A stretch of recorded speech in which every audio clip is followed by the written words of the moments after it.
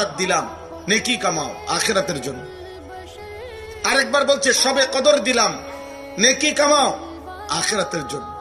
আরেকবার বলছে জুমার রাত দিলাম, নেকি কামাও আখিরাতের জন্য।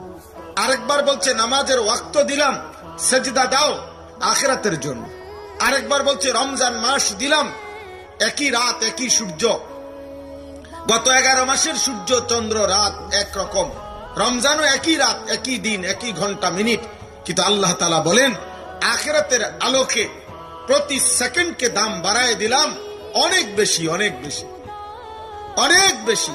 তোমার আখিরাত দরকার বান্দা, আমি আল্লাহ তোমাকে আখিরাতের জন্য সেজদা দিবা রমজানে, একটা আমার ফেরেশতা লিখবে 70টা।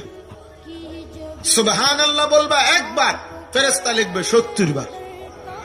70। দুনিয়া এতটা লাগে না। আপনারা যদি আল্লাহ বলতো দুনিয়াতে তোমরা যারা এতদিন 1 প্লেট ভাত খাইতা, রমজানে ভাত দিমু তোম করে 70 প্লেট, সবডি খাইবা, আপনি খাইবেন কেমনে? এতটি ভাত খাইবেন কেমনে? 70 প্লেট ভাত একবারে বসে খাবেন কিভাবে? এই জন্য দুনিয়ার জন্য না, দুনিয়ার জন্য না। আল্লাহ বলছে বান্দা আখিরাতের জন্য। তোমার আখিরাত অনেক লম্বা, আমি জানি বান্দা, এজন্য আমি বহুভাবে চাচ্ছি।